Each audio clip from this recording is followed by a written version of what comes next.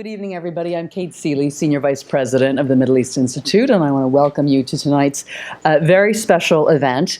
We'll be screening the award-winning film Yemeniettes, produced by Layalina Productions, which follows a team of teenage girls from Sana'a as they seek to get their special project recognized both locally and abroad, and in the idea break down a lot of social taboos.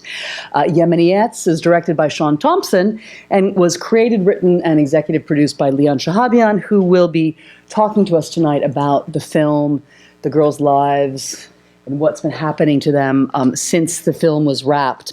Leon is the president of Layalina Productions, which he co-founded in 2002 as a public diplomacy initiative.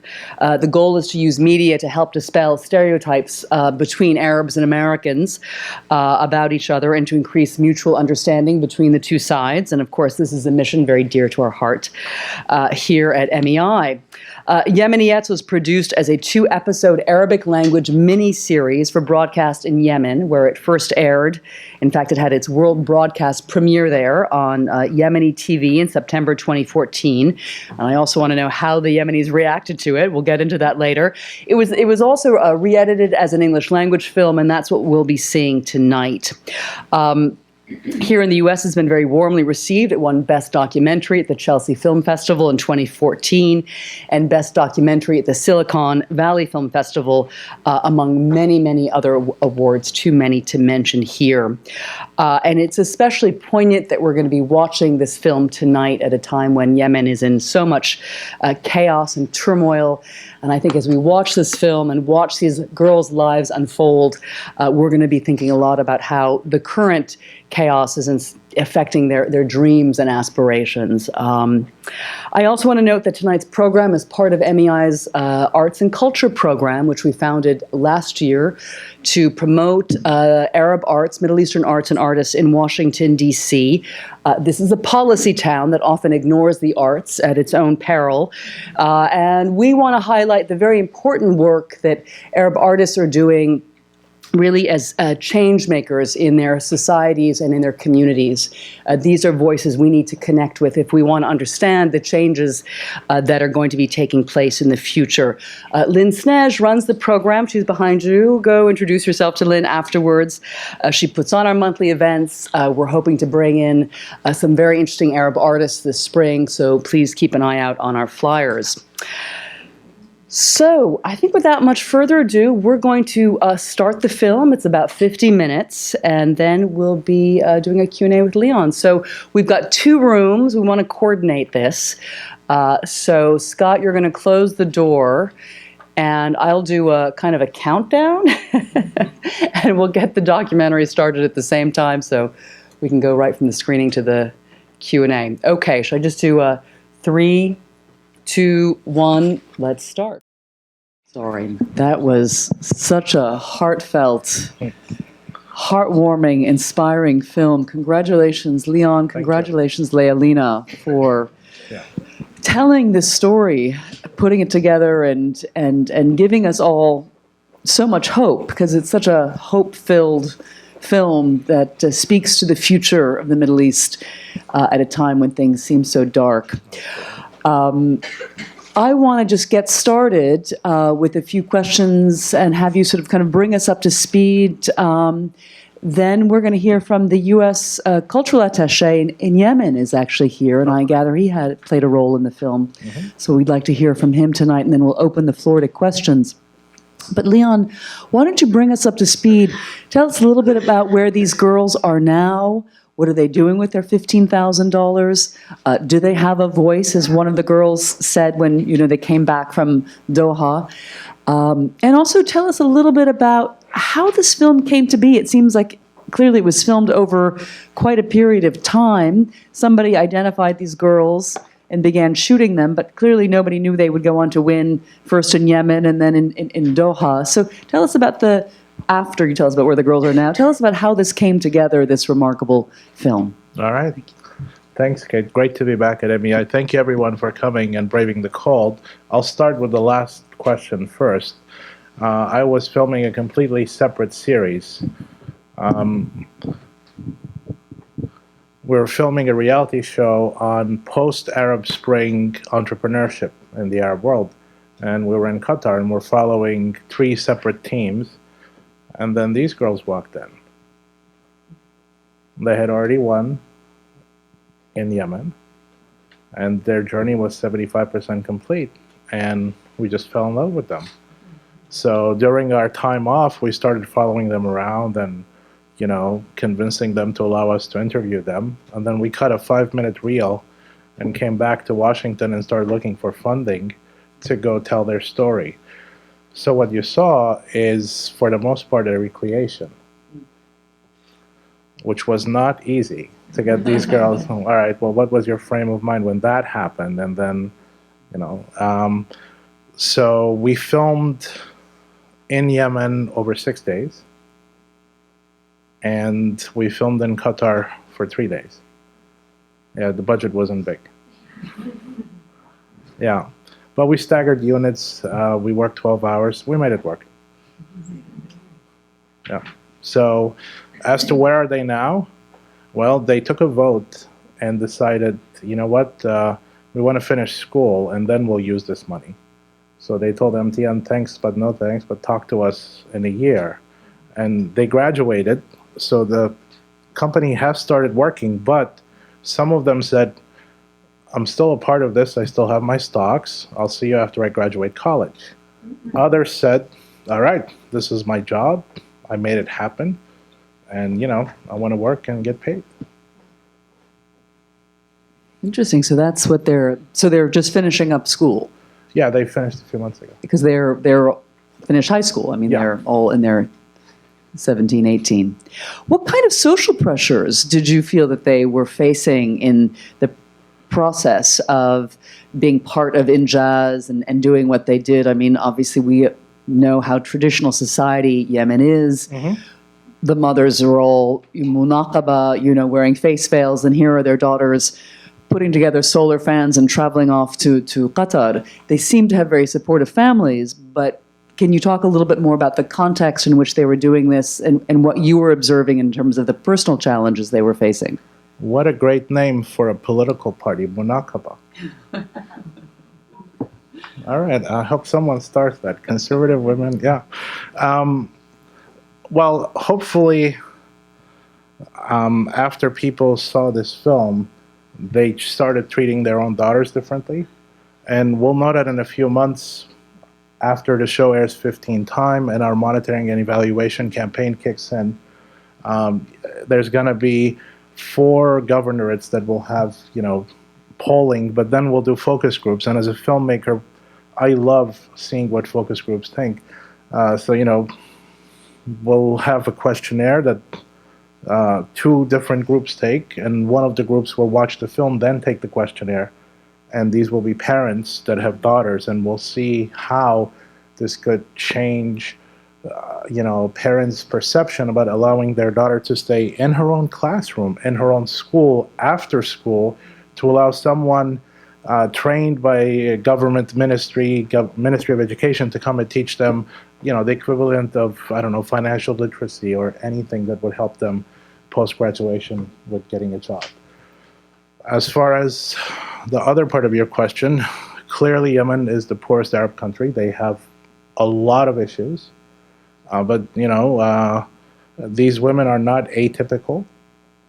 It's kind of like, you know, the men are high and the women are running the country. And just a few months ago, Yemen also won the same competition the subsequent year. A whole other group of Yep. girls, were they, this time? Or Mixed. mixed? This was an all-girls school, so Okay. yeah. And what did they win for? It was wind energy. Yeah. I hope someone tells their story because I'm sure it's equally compelling. Fascinating. And how was the reaction in Yemen to the screening of the 2-part series when it first came out? Were there reviews? Well, the immediate reaction right after MTN announced the $15,000, there were some journalists in the room and they wrote about it because, you know, people were following the story. The next day, the CEO's home was burglarized. people were looking for $15,000. So what has happened since the show has aired? Well, the show aired and then another team won. So they were back in the news, and it's powerful for Yemen to win in anything in the Arab world, including sports, etc. Right. So if this is the only thing that allows you to have a Pan-Arab championship, you'll embrace it, even if it's girls from a very humble school that, as you said, even has a Shiite name. So. Well, I wanted to introduce somebody who's here with us tonight, who has come recently, I gather, from Yemen. We have the U.S. Embassy's, please stay where you are, U.S. Embassy Cultural Attaché here, Steve Sass, who I gather was involved in the film and can also just bring us news about Yemen and the impact of this film. So please, Steve. Thank you. I know the embassy had worked a little bit with the production on this film, and my name is Steve Sass. As the cultural attaché in Yemen, my portfolio is in exchanges and language training and education and women's issues. And this production, I think, was filmed mostly right before I got there, but we looked at some of the video and assisted them with the production. But I want to congratulate Layalina on a wonderful production. And we are very excited for it to air in Yemen, and I believe you have those mechanisms set up to air it on some of the stations here. Notwithstanding the situation in Yemen, certainly over the past weekend and what has happened today. But for myself, being in Yemen and living there representing the U.S. government, it is a wonderful place. It's rich in history and cultural tradition. And the Yemenis that I meet out in town, the Yemenis that work for the U.S. at the embassy, are very wonderful people. There is a lot of strife there. And this is something that the government the U.S. government is trying to assist with a peaceful transition, and it is very tough times. And I know you being here tonight and supporting Yemen and caring about the Middle East, this is all something you can hope for as well. But I do want to thank Layalina for the production tonight, and I think it was a wonderful show. Thank you so much, Steve. Let's take some questions from the audience for Leon, for Steve, about the situation in Yemen. I mean, the contrast between this film and what's currently happening is so stark, it's almost cinematic. All right? Could you please introduce yourself? My name is Peter Humphrey. I'm an intelligence analyst. I wanted to just say that you've made one mistake that every filmmaker makes, and that's to put white subtitles on white surfaces. Please, before this goes into further distribution, please fix that. All right. Second of all, I'm always intrigued by the passivity in the Middle Eastern world. Clearly, when you win something like this, it's time to write letters to Fujitsu. It's time to write letters to BASF. It's time to write letters to General Electric. It's time to write letters to Siemens, because that's where the real startup capital is, and they'll bite. Something this with the market that's available here for this type of technology, and yet that didn't even occur to these girls or the people who watch over them. I don't know. Maybe you can pass that along. I needed a third scene, so the MTN thing, we made that happen. I needed a third act, so we did a reception, and we reminded MTN that they paid the airfare to send these girls to Qatar, and they're like, "Oh yeah, what happened to them?" So they met them. They had a corporate executive retreat, and they said, "All right, we want to do $10,000 and 6 months incubation." And then their lawyers in South Africa, the South African conglomerate, said, "Oh no, that's a liability. We can't bring girls and train them in our offices on how to run a company. How about we make it 15,000 and thank you very much." So they settled for that. But we needed a third act, so I said to MTN, "We'll give you the last clip." And they said, "All right, we'll take it." As for the subtitles, again, as Kate said, this is meant for Yemenis, so this is just an afterthought, and that's why the subtitles. Can you submit to POV and Academy Documentary Award Title IV? Well, you have Leah in the back who handles that for us. Leah, say hi. she'd love to talk to you. And maybe, Steve, there's something you'd like to address. I mean, there are a lack of resources in Yemen. These are 17-year-old girls from, I don't even know if they were from Sana'a or a village outside of Sana'a, but they've never heard of Siemens. They've never heard of, these major corporations. And so it's really the role of the government that doesn't exist, as was made clear in this film, or NGOs or embassies to help them connect. And I'm sure the U.S. Embassy, when it was present in Sana'a, was very active in trying to connect Yemenis with, organizations that could help build capacity. Right. The embassy remains open. We are on reduced staffing, but it does remain open, and we are providing services. But the United States government also provides a great amount of money in grants towards entrepreneurs, towards women's businesses, towards language training, towards cultural exchange. And even now, we have many Yemenis in the States as either Fulbright scholars or university exchange students. Also, we have high school programs. So there are things that we are doing to assist with this. In some of our grants programs, we do support entrepreneurship. We do support democracy initiatives. We support NGOs in the good work that they are doing to get the word out, to help build a modern society over there. Yes. May Rihani. Good evening, Leon. Nice seeing you. My question is, where do you think this film is going to air? And how can we help disseminate this film so it communicates this most positive message? Okay. So the film aired first in Yemen, as Kate mentioned. It aired 3 days before TV stations started getting mortared and shelled by the Houthi rebels. So the goal was air it 15 times back to back, get people to start talking about it, and run the monitoring and evaluation. So the Yemeni folks, after it aired, and they're like, oh, it's doing great, we're talking to people, people are talking to us, and then things changed. I wasn't in Yemen since September. I'm sure you were, but people are more interested in news and other types of programming now, so we stopped airing it with at the suggestion of the broadcaster, because we don't want to pollute the feedback because people care about other things right now. So it aired in Yemen, and Al Hurra now has it as well for Pan-Arab rights. The Yemeni broadcaster has it for 3 years. Hurra has it for 3 years.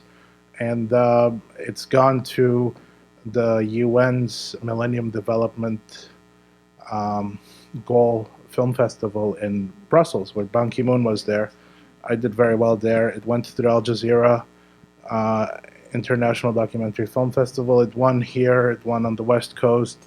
It won in Texas. It's done well for a small project, but hopefully, there'll be other broadcasters and other markets interested in it. I mean, I think it's a story that travels well, especially if there's some, funding to, make it ready for different audiences with better subtitles. I can't imagine a group of characters that one wants to support more. They're really amazing, those young women. Very inspiring. We have a question in the back. Hold on one second. We're recording. You'll get a... And if you could just state your name and affiliation. Hi, I'm Vanessa Brown with the State Department's Middle East Partnership Initiative. And so we actually funded the NJAZ program throughout the region. So I'm really excited to see how you've captured both the subject of entrepreneurship and women's empowerment in the region. So I am happy that everyone came here tonight to see this impressive story. The Middle East Partnership Initiative continues to support programming such as this throughout the region, and in countries that currently have challenges. We may not be as active in this moment, but we remain committed to supporting the young people, young women, and so forth in these types of endeavors. And we'd be happy to partner with the filmmaker in terms of disseminating this message, because I think it's very inspiring and really captures what we can do with what for us is like relatively small investment of our tax dollars and has a very, very powerful and lasting impact. So thank you. Has state been supporting Injaz from its inception, or did you come in at some point? We have. So the Middle East Partnership Initiative launched this program, and then it really has taken off. In several countries, the boards have been very active, and so they continue to work to see how they can support the different entrepreneurs. I'm personally most familiar with the Algeria context, and I had a chance to visit that recently. So it really was successful in part because of the business people at the local level and the families that were supporting the young people that were involved with these projects. So we really tried to design it in a way that would be sustainable for this reason. So thank you. Thank you. We were actually implementing MEPI subcontract, filming Generation Entrepreneur in Qatar, when we met these ladies. And, you know, we still filmed that, but we said, there's a story here. So, but since there's so many from the State Department here, you know, there's been 2 ships that have been, that are steaming or sailing towards, I guess, the Gulf now, in case the embassy has to be evacuated. You mentioned how you guys helped us. We couldn't have done this without, you know, the regional security officer and everyone saying, don't go here, go there.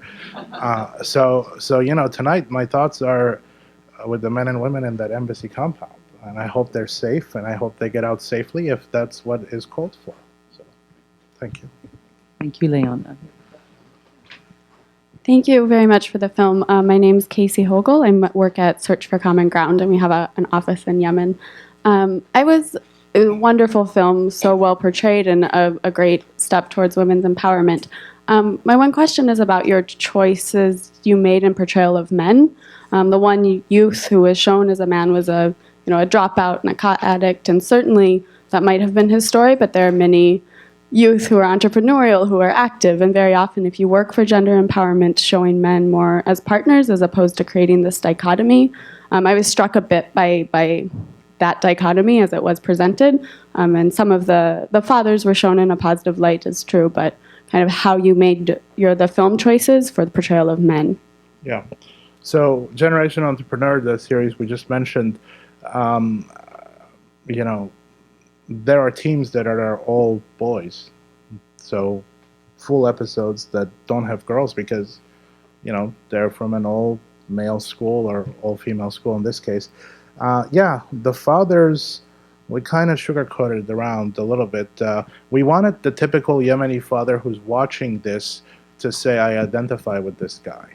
He's still Yemeni, he's still the head of his household, but I can see myself in him. What we didn't show is who they actually are. You know, one of them is a colonel in the Yemeni Air Force. Another one is a lieutenant colonel on the colonel promotion list for their crime scene investigation unit for their police. And the third one is an agricultural engineer who was foreign trained. We didn't want them to look more professional than they did here. We want them to be like someone you could relate to. So, yeah. So these are clearly very middle class. Would you say upper middle class? Yeah, upper middle class Yemeni girls. Well, yeah, absolutely. But Yeah. let's keep in mind that they're going to a public school. You know, their parents are professionals. They're field grade officers, but they cannot afford. I must say, I really enjoyed your book. Your question is extremely important about the gender roles, but I thought that they portrayed the men more positive than they need to, the fathers. Because knowing Yemen and having worked extensively in Yemen, it's very rare to find fathers like that. And I'm happy that Leon said that they wanted to make them relatable and they didn't show their positions. Because I was trying to think, what are they doing, these fathers? What are their careers to be so open-minded? Because they're very rare. I met with many fathers regarding girls' education in Yemen.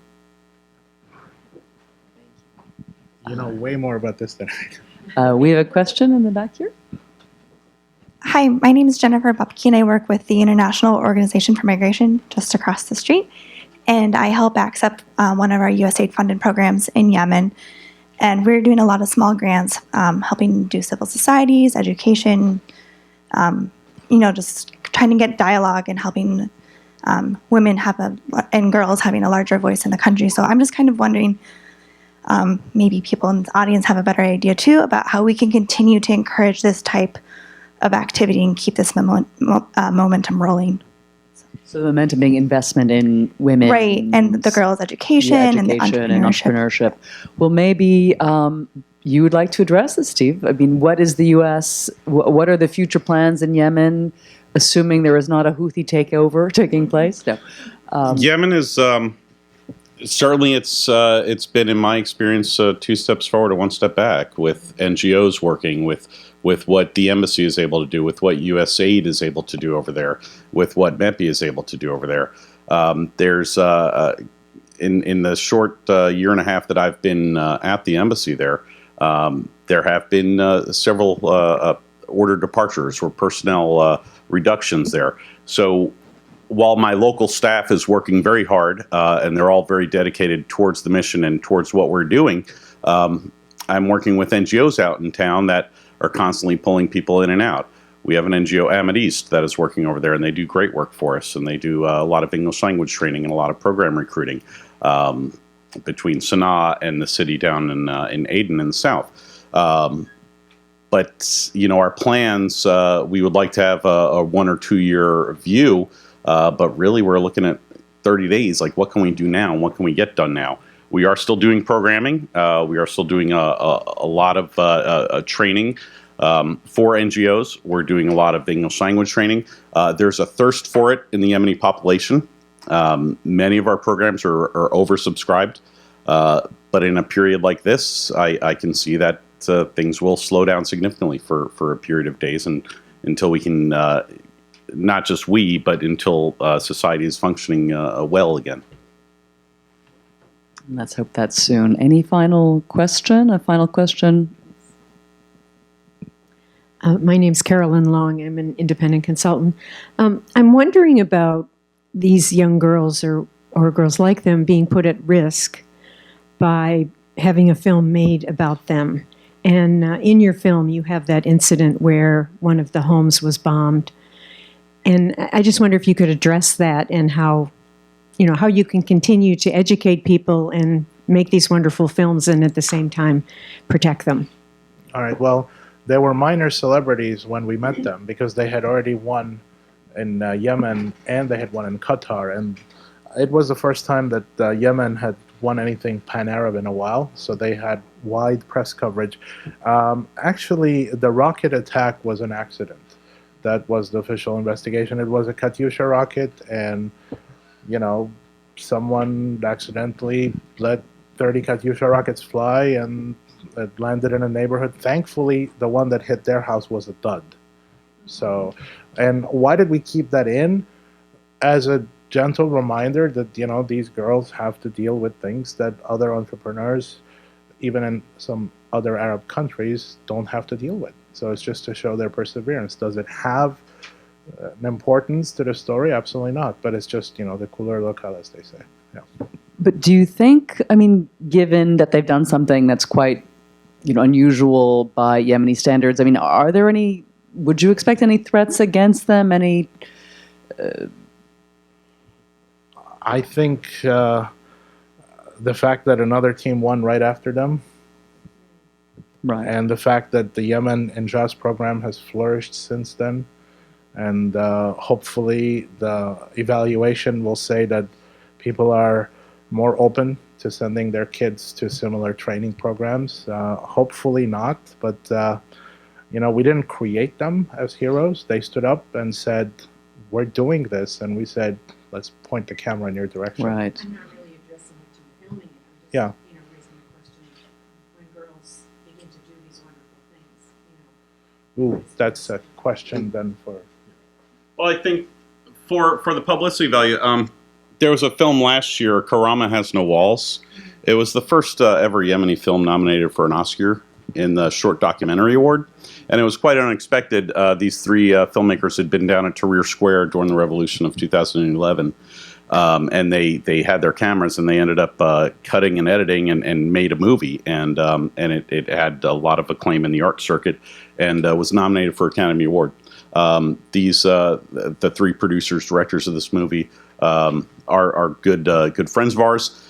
They've done great work, and the embassy certainly supported them last year on their way out here to the States to go to Los Angeles for the ceremony. They didn't win, but they're doing great work. The young people over there are very excited, and if they have the resources and have the ability, they do great work. And I don't know that there's too many people over there that have been identified for, well, you're famous, and let me let the bad guys come and attack you. That hasn't happened so much in my experience, but surely it must. There are, probably people that wish to do them ill, but we don't support that. We support their successes. Well, it's wonderful to know that there is so much support of Yemen, and Yemen civil society, not only from the U.S., but I'm sure many other European players. And let's hope that Yemen will pass through this period and will be able to sort of reap the fruits of what has been sown. So, Leon, thank you for this wonderful film and your depiction of these young girls and their dreams. It was really a wonderful film. We hope it goes further. And thank you, Steve, for your feedback.